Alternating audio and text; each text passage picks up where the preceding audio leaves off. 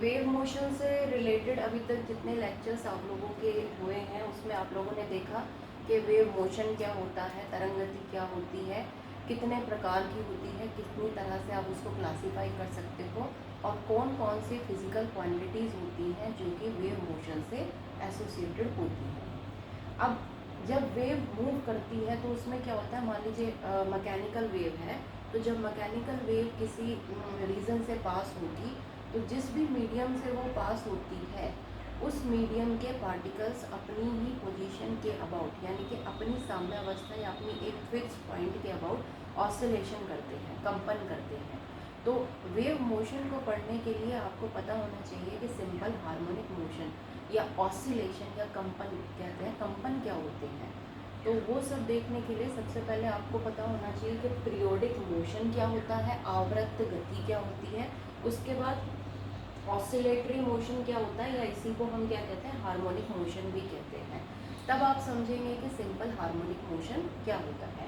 तो periodic motion जो होती है, आवर्त गति जो है, ये एक्चुअल में क्या है कि जब कोई भी बॉडी कोई मोशन को रिपीटेडली आइडेंटिकली रिपीट कर रही है एक पर्टिकुलर टाइम इंटरवल के बाद, यानी कि एक फिक्स टाइम इंटरवल के बाद अगर कोई भी बॉडी किसी मोशन को आइडेंटिकली रिपीट करती है, उस मोशन को हम कहते हैं पीरियोडिक मोशन। आवर्त गति क्या होती है, मान लीजिए कोई भी बॉडी कोई गति कर रही है और एक निर्धारित समय के बाद उस गति को बिल्कुल उसी तरह से दोहराती है जैसे कि वो पहले कर चुकी है, तो इस तरह के मोशन को हम क्या कहते हैं, पीरियोडिक मोशन कहते हैं, जो रिपीटेडली होता रहता है। यानी कि एक बार वो मोशन हुआ, उसके बाद फिर वैसे ही वो मोशन दोबारा से बिल्कुल आइडेंटिकली हो रहा है, फिर दोबारा से वैसे ही आइडेंटिकली हो रहा है। तो ये जो मोशन होता है जो एक फिक्स टाइम इंटरवल के बाद रिपीट होता रहता है कंटिन्यूसली, इसको हम पीरियोडिक मोशन कहते हैं। फॉर एग्जाम्पल जैसे अगर हम लें, अर्थ है, वो सन के चारों तरफ चक्कर लगाती है, 365 दिन में एक चक्कर उसका पूरा हो जाता है, उसके बाद वो फिर से एक चक्कर लगाती है, तो वो क्या है, एक तरह का पीरियोडिक मोशन है। या अर्थ अपनी एक्सिस पे घूम रही है, या मून है वो अर्थ के चारों तरफ घूमता है, 27.3 डेज में एक चक्कर लगा लेता है, लगभग एक महीने के अंदर जो मून होता है वो अर्थ के चारों तरफ एक चक्कर लगाता है। इसी तरह से घड़ी की सुइयां हैं वो चारों तरफ घूमती हैं, ठीक है, क्लॉकवाइज जो उनका रोटेशन होता है। एक घंटे में जो मिनट वाली घड़ी है वो पूरा एक चक्कर लगा देती है, तो वो भी क्या है, पूरा एक पीरियोडिक मोशन है। एक घंटे में मिनट वाली जो सुई होगी आपकी निडल होगी वो एक पूरा चक्कर लगा लेगी, उसके बाद वो फिर से एक चक्कर लगाएगी, यानी कि जो मोशन है वो रिपीट होता रहेगा। तो इस तरह के जो मोशन होते हैं, इस तरह की जो गति होती है उसको हम कहते हैं पीरियोडिक मोशन, आवर्त गति। अब ऑसिलेटरी मोशन यानी कि जो कंपन है, कंपन गति जिसको हम कह सकते हैं, या दोलन गति जिसको हम कह सकते हैं, वो क्या होती है। Body moves to and fro repeatedly about a fixed point in a definite interval of time. कोई भी बॉडी अगर किसी मोशन को इस तरह से रिपीट कर रही है कि वो किसी एक पर्टिकुलर पॉइंट के आगे पीछे क्या करती है, मूव करती है, ठीक है, गति कर रही है। अगर कोई भी बॉडी एक डेफिनेट टाइम इंटरवल में किसी फिक्स्ड पॉइंट के दोनों तरफ गति करती है, यानी कि उससे पास होके जाती है, फिर वापस उस पर आती है, फिर दूसरी तरफ उससे पास होके जाती है, टू एंड फ्रो मोशन कर रही है किसी भी फिक्स्ड पॉइंट के अबाउट, तो इस तरह के मोशन को हम ऑसिलेटरी मोशन या हार्मोनिक मोशन कहते हैं, ठीक है। हम लोगों को ये, अब इसमें आपने क्या देखा कि पीरियोडिक मोशन क्या है कि एक फिक्स टाइम इंटरवल के बाद वो मोशन उसी तरह से आइडेंटिकली रिपीट हो रहा है। ऑसिलेटरी मोशन क्या है, यहाँ पर भी मोशन का रिपीटिशन है, लेकिन जो बॉडी जो भी है, जो ऑसिलेशन कर रही है, जो कंपन कर रही है, वो एक फिक्स्ड पॉइंट के about to and fro motion करती है। यानी कि एक पर्टिकुलर पोजीशन होगी जिसको हम मीन पोजीशन या इक्विलिब्रियम पोजीशन कहते हैं, साम्यावस्था कहते हैं। वो बॉडी उस पोजीशन के, उस पॉइंट, उस बिंदु के जो साम्यावस्था है उसके आगे पीछे या कह सकते हैं इधर उधर जो है मोशन करती है लगातार। यानी कि जो मोशन होगा वो क्या है, यहाँ पर बाउंडेड है। मीन पोजीशन है, मीन पोजीशन से एक एक्सट्रीम पोजीशन तक जाएगा, एक पर्टिकुलर पॉइंट तक जाएगा, फिर वहाँ से वापस मीन पोजीशन पे आएगा, फिर दूसरी डायरेक्शन में एक्सट्रीम पोजीशन पे जाएगा और फिर वापस वो मीन पोजीशन पे आएगा। तो यहाँ पर क्या है, जो मोशन है बॉडी का वो बाउंडेड हो गया है दो लिमिट्स के बीच में। यानी कि एक्सट्रीम पोजीशन जो है एक पर्टिकुलर पॉइंट तक वो जा सकता है, फिर वापस वो किस में आता है, मीन पोजीशन पर आता है। तो इस तरह का जो मोशन होता है वो क्योंकि क्या हो गया है, ये बाउंडेड हो गया है। तो ऑसिलेटरी मोशन या कंपन गति जो होती है वो बाउंडेड होती है, उसकी लिमिट होती है कि जो बॉडी है वो मेन पोजीशन के अबाउट कितनी दूर तक जाएगी और फिर वापस आके फिर दूसरी डायरेक्शन में कितनी दूर तक जाती है। तो इस तरह का जो मोशन होता है जिसमें जो बॉडी होती है वो मेन पोजीशन या इक्विलिब्रियम पोजीशन के about to and fro motion करती है रिपीटेडली और एक डेफिनेट टाइम इंटरवल में करती है, उसको हम ऑसिलेटरी मोशन कहते हैं।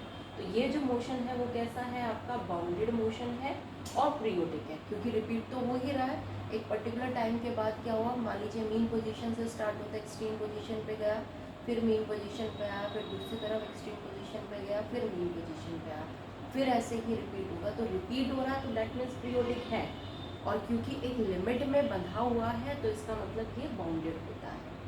तो क्योंकि ट्रिग्नोमेट्री में जब हम पढ़ते हैं तो साइन और कोसाइन ऐसे फंक्शन होते हैं जो कि बाउंडेड होते हैं और इनका जो है पीरियोडिक होते हैं, ठीक है। और इनका जो पीरियड होता है वो 2 पाई का होता है, यानी कि 2 पाई पीरियड के बाद जो होता है ये मोशन इनका रिपीट होता है। एक साइकिल कह सकते हो साइन या कोसाइन फंक्शंस की, वो 2 पाई में कंप्लीट हो जाती है।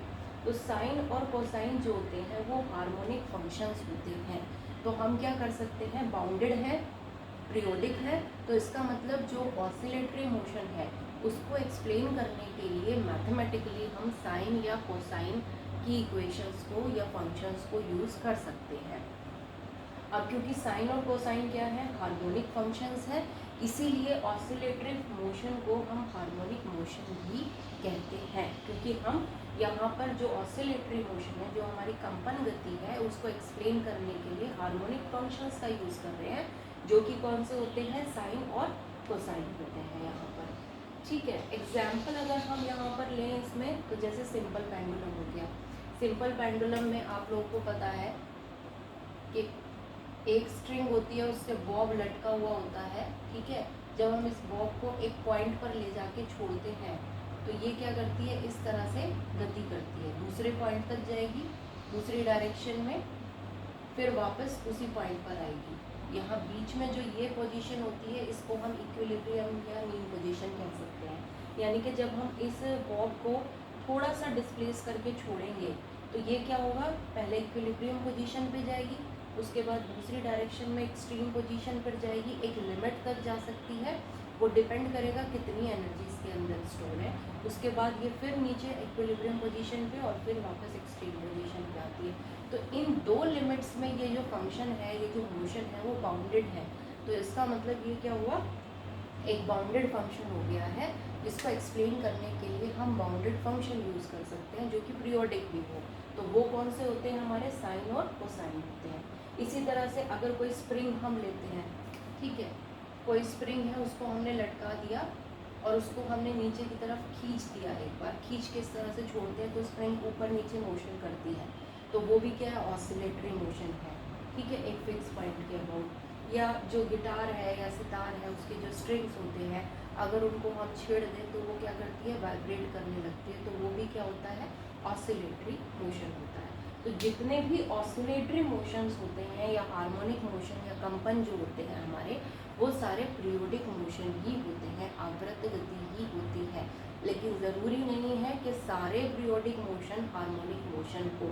जैसे कि अर्थ चारों तरफ चक्कर लगा रही है सन के, तो वो पीरियोडिक है लेकिन हार्मोनिक नहीं है, वो एक पॉइंट से मूव करती है और पूरा एक चक्कर लगाने के बाद वो वापस वहाँ पर आती है, ठीक है। उसकी जो मोशन है वो बाउंडेड नहीं है टू लिमिट्स में, वो पूरा एक चक्कर लगाएगी, फिर वापस उसी पॉइंट पर आएगी, फिर दोबारा से उसी तरह से मोशन करती है।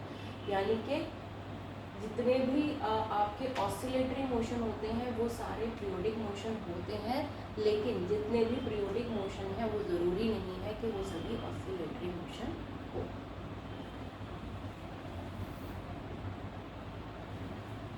अब देखिए, अगर हम किसी भी बॉडी को उसकी मीन पोजीशन या इक्विलिब्रियम पोजीशन से डिस्प्लेस करते हैं और वहाँ पर रीस्टोरिंग फोर्स है, तो रीस्टोरिंग फोर्स प्रत्यानयन बल की वजह से वो बॉडी उस मीन पोजीशन के अबाउट ऑसिलेटरी मोशन या वाइब्रेशंस करने लगेगी। ठीक है, तो वो हो गए हमारे हार्मोनिक ऑसिलेशंस। ठीक है, जो रीस्टोरिंग फोर्स वहाँ पर एक्ट करती है वो हमेशा जो भी पार्टिकल ऑसिलेट कर रहा है, जिस भी कण पर वो ऑसिलेटरी मोशन हो रहा है, उस कण के डिस्प्लेसमेंट विस्थापन पर डिपेंड करती है। यानी कि जो प्रत्यानयन बल है, जो रिस्टोरिंग फोर्स है, जो भी पार्टिकल है, मान लीजिए कोई एक पार्टिकल है, इसको आपने मीन पोजीशन से डिस्प्लेस किया, तो ये क्या करा, अपनी एक पर्टिकुलर मीन पोजीशन यानी कि एक फिक्स पॉइंट के about to and fro motion करने लगा। तो यहाँ पर क्या होगा, इस पार्टिकल पर या जो भी बॉडी को ऑसिलेटरी मोशन कर रही है उस पर एक रीस्टोरिंग फोर्स लगती है, जो कि हमेशा मीन पोजीशन, इक्विलिब्रियम पोजीशन की तरफ डायरेक्टेड होती है। और जो भी पार्टिकल का डिस्प्लेसमेंट होता है, मान लीजिए इसका यहाँ से डिस्प्लेसमेंट कितना है, y है, उसके डायरेक्टली प्रोपोर्शनल होती है। यहाँ पर F is proportional to y, या जो बॉडी पे त्वरण लगेगा, जो एक्सेलरेशन लगेगा, वो भी हम कह सकते हैं कि जो त्वरण या जो बल लगता है, जो रिस्टोरिंग फोर्स लगती है, वो हमेशा डिस्प्लेसमेंट के डायरेक्टली प्रोपोर्शनल होगा, जो भी पार्टिकल ऑसिलेट कर रहा है उसके डिस्प्लेसमेंट के। और नेगेटिव साइन यहाँ पर ये दिखाता है कि जो इसकी डायरेक्शन होगी वो हमेशा मीन पोजीशन की तरफ होगी। यानी कि अगर आप इसको ज़ीरो मान के चल रहे हो और ये पॉजिटिव वाई डायरेक्शन है और ये नेगेटिव वाई डायरेक्शन है, अगर पार्टिकल यहाँ होगा तो y की वैल्यू क्या होगी, प्लस वाई होगी।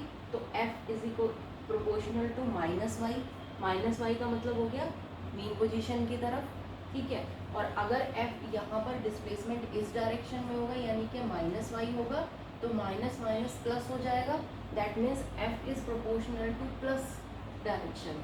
तो तब भी ये क्या आ रहा है, यहाँ पर अगर पार्टिकल है तब भी f की डायरेक्शन मीन की पोजीशन की तरफ है, और अगर यहाँ पर पार्टिकल है तब भी f की डायरेक्शन जो है वो मीन पोजीशन पर है। तो इसीलिए f को हम प्रोपोर्शनल लेते हैं माइनस वाई के, जहाँ पर y क्या है, पार्टिकल का डिस्प्लेसमेंट है जो ऑसिलेटरी मोशन कर रहा है। और नेगेटिव साइन यहाँ पर ये शो कर रहा है कि जो रिस्टोरिंग फोर्स है वो हमेशा मीन पोजीशन की तरफ ही लगती है। ठीक है, अब क्योंकि हम इस तरह के मोशन में जो पार्टिकल का डिस्प्लेसमेंट है उसको हम किससे देते हैं, हार्मोनिक फंक्शंस की हेल्प से देते हैं, जो कि हमारे क्या होंगे, साइन और कोसाइन की फॉर्म में होते हैं। तो डिस्प्लेसमेंट जो होगा किसी भी पार्टिकल का, जिसको हम y ले रहे हैं, किसी भी टाइम t पर जो पार्टिकल का डिस्प्लेसमेंट है y, उसको हम दे सकते हैं y is equals to a sine omega t, या फिर y is equals to a cos omega t equation से। यहाँ पर a जो है वो उस पार्टिकल का एम्पलीट्यूड यानी कि मैक्सिमम डिस्प्लेसमेंट है जो कंपन कर रहा है, ऑसिलेशन कर रहा है। ओमेगा एंगुलर फ्रीक्वेंसी है, कोणीय आवृत्ति है, और t वो टाइम है जहाँ पर हमने y डिस्प्लेसमेंट लिया है, जिस टाइम पर।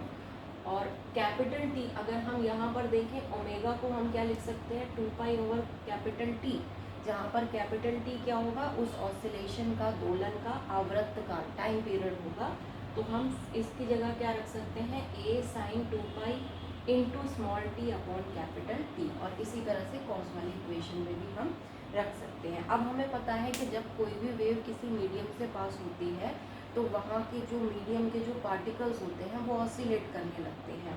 यानी कि हम क्या कर सकते हैं, जो वेव मोशन है उसको इस इक्वेशन की हेल्प से क्या कर सकते हैं, एक्सप्लेन कर सकते हैं। तो इसीलिए इन इक्वेशन को वेव इक्वेशन भी कहा जाता है। वो इक्वेशन, वो मैथमेटिकल इक्वेशन जिससे हम वेव मोशन को एक्सप्लेन कर सकते हैं, उन्हीं को हम क्या कहते हैं, वेव इक्वेशन कहते हैं। और क्योंकि जो वेव मोशन होता है उसमें जो पार्टिकल का डिस्प्लेसमेंट होता है उसको एक्सप्लेन करने के लिए हम हार्मोनिक फंक्शंस यूज़ करते हैं। तो y is equals to a sine omega t या y is equals to a cos omega t क्या है, हमारी वेव इक्वेशन है। देखिए वेव इक्वेशन आपकी क्या आई है, y is equals to a sine omega t हम अगर लेकर चलते हैं, और y को अगर हम टाइम के साथ एक कर्व में प्लॉट करते हैं, ग्राफ इनका देखते हैं, तो जो डिस्प्लेसमेंट होगा वो टाइम के साथ इस तरह से पीरियोडिकली चेंज होगा। ठीक है, अब मान लीजिए ये कोई भी वेव है जो v वेलोसिटी से चल रही है, पॉजिटिव x डायरेक्शन में हमने ले ली है, तो यहाँ पर क्या होगा कि जब कोई भी वेव किसी मीडियम से पास होती है तो जो सक्सेसिव पार्टिकल्स होते हैं मीडियम में, उनके बीच में एक कंटिन्यूस फेज डिफरेंस आ जाता है। क्यों आता है? मान लो इस तरह से पार्टिकल्स हैं 1 2 3 4 5 है, ठीक है। जब वेव इस मीडियम को स्ट्राइक करेगी तो सबसे पहले वो पार्टिकल 1 को पर स्ट्राइक करेगी, वो ऑसिलेट करना स्टार्ट कर देगा। उसके कुछ टाइम बाद 2 को स्ट्राइक करेगी, फिर वो ऑसिलेट, यानी कि 1 और 2 के ऑसिलेशंस के बीच में एक टाइम लैग है। तो इसका मतलब क्या हुआ, दोनों जो पार्टिकल्स हैं उनके बीच में एक फेज डिफरेंस, एक कलांतर आ जाएगा। अगर हम ये लेकर चलते हैं कि पार्टिकल 1 और 2 के बीच में जो कलांतर है, जो फेज डिफरेंस है, वो कितना है? 5 है। और पार्टिकल 1 की जो वेव इक्वेशन आपको मिल रही है वो क्या है? y1 = a sin omega t है, और जिसमें 1 और 2 के बीच में जो फेज डिफरेंस है वो कला अंतर कितना आ रहा है? 5 का आ रहा है। तो y2 यानी कि पार्टिकल 2 के लिए जो वेव इक्वेशन होगी उसको आप लिख सकते हो a sin ओमेगा t -5। तो यहाँ इन दोनों इक्वेशन से क्लियर है कि पार्टिकल 2 और पार्टिकल 1 के बीच में जो फेज डिफरेंस यहाँ पर आ रहा है वो 5 का डिफरेंस आ रहा है, ठीक है।